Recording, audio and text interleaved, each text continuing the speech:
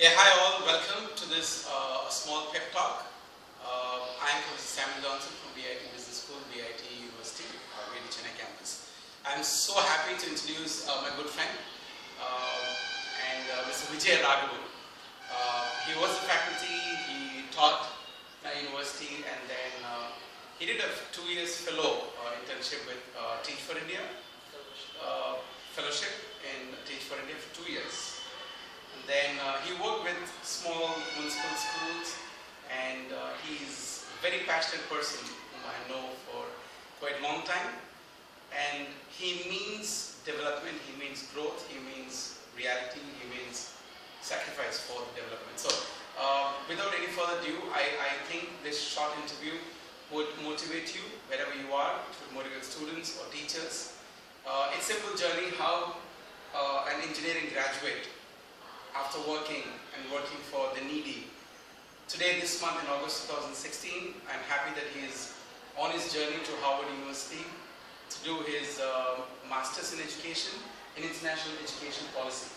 So congratulations for that. Thank you. Yeah. So Vijay, could you just tell our audience a little bit about yourself, your graduation, where did you study?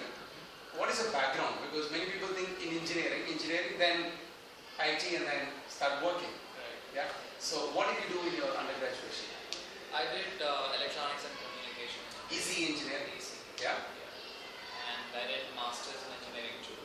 In Singapore. In Singapore. NUS? Yes, in US. I worked in the semiconductor industry for a year. Okay. And I had my own life crisis, all deep questions that made me question the purpose of life and what's meaningful to me. And so I returned to India, and I took that time to do that soul searching. And then I decided I should study psychology, philosophy, and all these big things. Yeah. So as I did that, I started the process of finding answers to all those questions that I had within me. And that is what started my career again. It was a new piece of life for me. So ever since I took on the path of teaching at engineering universities, VIT being the last and the most significant one. And the fellowship happened after that. Alright. So how do you feel now from India, then you did the Masters in Singapore, then work, and now you're on your way to Harvard University, which it's a dream for people, and especially in international education policy. So what made you to apply for this program alone? People go for business school, people go for law, but what made you an engineer of EC and Masters of Engineering to go into another Masters in education? What made you? Right. So over the course of the fellowship, I looked at different pieces that are affecting education system in our country. I looked at how teachers are working in school. I empathized with the students, the parents, and with the bureaucrats. I met many of them in the official meetings that I was a part of. All of these had this common thread of policy. Now, policy decisions are made at one level, but they are implemented very differently at the ground level. And I found that there was a gap, a huge gap between the planning and the implementation. So I wanted to understand this more. And I think policy is a very critical lever in a country as ours, because a small change in policy can have a huge amplifying effect at the ground level. So I wanted to deeply study this, understand this, analyze, synthesize, apply, and develop the higher order thinking skills in the sector especially, and use that knowledge to make some contribution. Sure. So after your Masters in Education, in International Education with Harvard University, where do you think you have opportunities? So I'm very open-minded about it. So I can work with policy think tanks. I can take on independent research projects.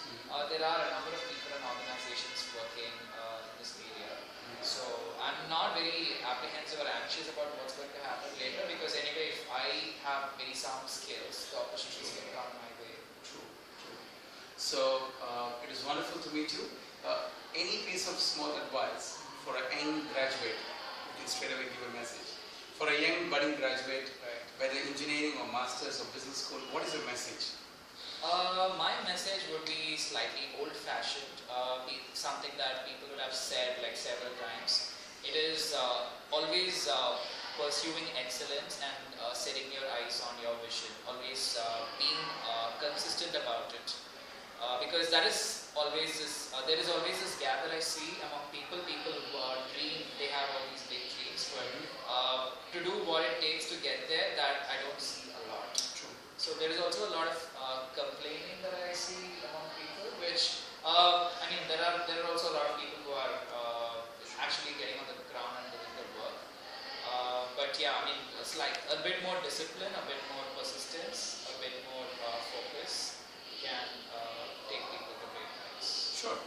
Alright, so good luck for your Howard University program. Thank you. Even though you are in Boston in US, we are in India, we'll still keep Definitely. working for the betterment of our country. Absolutely. Yeah, thank you so much. Yeah. Thank you.